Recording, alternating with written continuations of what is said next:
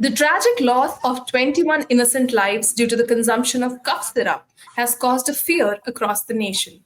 The deaths of children in Madhya Pradesh due to contamination of Coldrif cough syrup with deadly diethylene glycol or DEG by the TN based cough syrup manufacturer Sresan Pharma has pointed out alarming gaps in India's drug regulation system.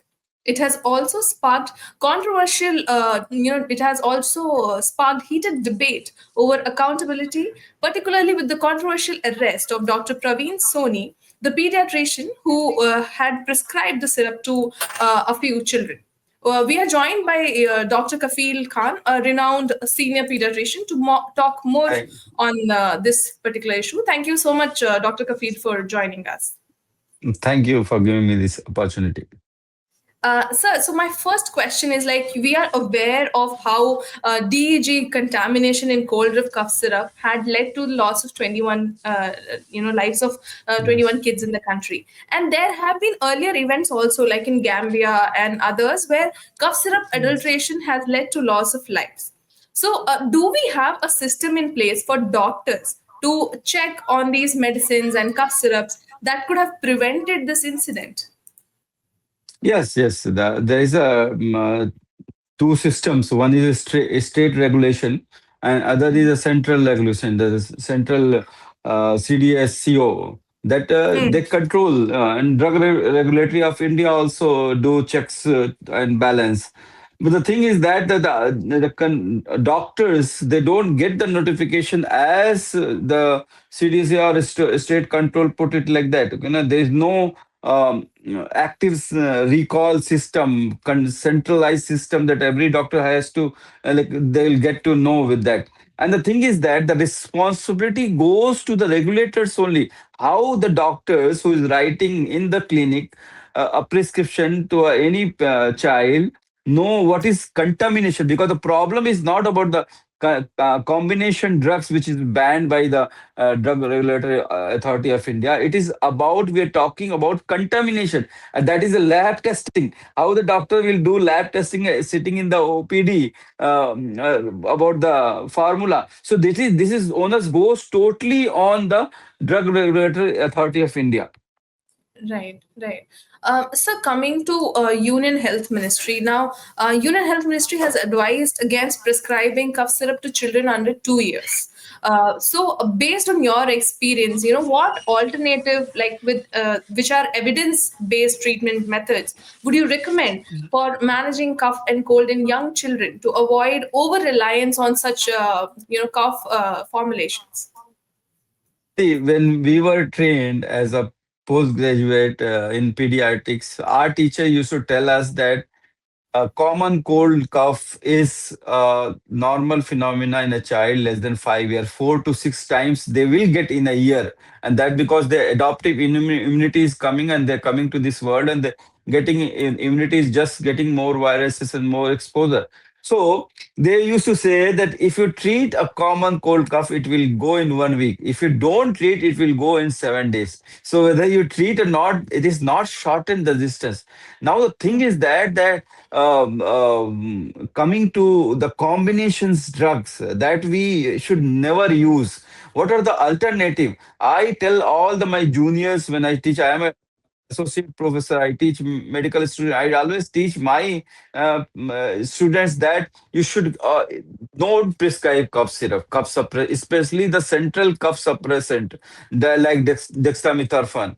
And combination drugs also you should avoid. Okay, there is a list where this fixed drug composition has been banned by India. WHO has been warned. I always prescribe only nasoclear, some steam inhalation, and keep the baby warm, hydrated, and give paracetamol if the baby is having fever or discomfort. That is more than enough. But one more thing I want to add to this, that we have to be careful on that children if they have increased respiratory effort, difficulty in breathing. That we should able to differentiate from upper respiratory tract infection and lower respiratory tract infection. Means if the child is having cough, cold, running nose, redness of eye, little dull, not taking, well, that all can be normal phenomena. But the moment a child started breathing heavily or more than what prescribed, I will just give you in three lines that if the child is breathing more than 60 times and this is less than 2 months, that means if their abdomen is coming more than up, more than 60 times in a minute, you should be warned that it is not upper respiratory and you have to consult doctor. 2 months to 12 months is more than 50 per minute, and 1 to 5 years is more than 40 per minute. If the child is breathing, it is an alarming sign. That also we have to emphasize. Right. Yeah. Right. So, sir, like you mentioned, this incident, I mean, there are several things that parents need to be careful about. Now, this incident has led to a major alarm for the parents. How can they verify the safety of these over the counter syrups that are very commonly used in India? So, what can be done at home? How do they know which one is right? See, that's why I have already proposed that there should be one scanner on the each bottle, and now everybody has mobile, they can scan and they can, see what is the warning sign, what are the danger sign of whether we should give it less than 2 years, whether we can give it less than 5 years or not. All those can be done. Now we are living in a digital area, a scientific area, so we can do that. And what for the drug regulatory, there should be single national recall portal that the government should announce that these are the drug and it should be strictly, regulated. There should be random market testing, but again, that there will be drug inspector, there will be corruption, and that's why even if you go, there is a rule that every medical store should have a pharmacist. But if you go to any nook and corner of India, especially in the rural area and especially north side like UP, Bihar, Madhya Pradesh, West Bengal, or Rajasthan, you will see these medical store working without pharmacists, and that's the danger.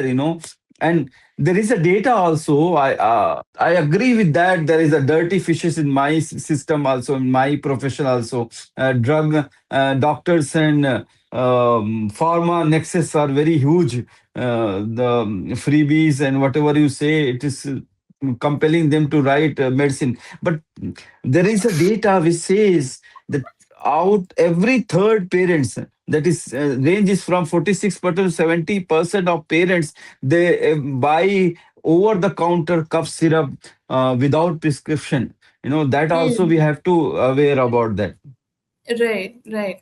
So, like rightly pointed out about the regulatory system, like how that needs to be intensified. So, when we talk about that, how do you think the existing drug control system in India can be strengthened to prevent future incidents like this? And in this particular case, what do you think went wrong? See, this is a contamination, and it's not. Smriti is not the first. In 2019, in Jammu Kashmir, there was a contamination of diethylene glycol, and there so many children died. And as you said, that outside in India, but it's Indian pharma company only who made this. Yeah. Gambia, Uzbekistan, and Cameroon, all these, thus more than 300 deaths happened because of Indian pharma companies. Drugs were contaminated. So WHO has been warned. India has issued guideline on June 2023 itself of the combination, but that not happening in the ground. That what I just said, the random market testing is done by the drug inspectors, and there's so much corruption in that. So I again emphasize on the single national recall portal system that the government should announce, and with the state coordination, and all the doctors, pharma, and even the parents should be aware of. And yes, Right. bottle scanning will be the handy things. Just scan and see whether it can be used for the children. Right, sir. So now, when we talk about accountability, now we've seen that it has been pinned on in one of the cases on Dr. Praveen Soni, and given the controversy surrounding his arrest for prescribing the contaminated syrup, where do you think we need to draw the line between individual medical negligence and systemic failures in drug regulation? In this particular case, is it the responsibility of drug control authorities, or do you think doctors had a role in this case? See, there's two difference between the medical negligence and criminal negligence. Yes, a doctor who knows that the combination drug should not be used, a doctor who knows that these are the drugs we should not use in less than 2 years, less than 6 months, less than 5 years, that is medical negligence. A doctor but a drug which is contaminated by diethylene glycol, that is also 46%. That is the responsibility of the lab, the manufacturers, and the authorities, not Dr. Sony's. How he will, know whether what is the contamination. If he has prescribed a combination drug which is banned or which is not should be used, that is medical negligence. And but it is not a criminal arresting for a doctor for that. That is just a finding a scapegoat, I would just say. Right.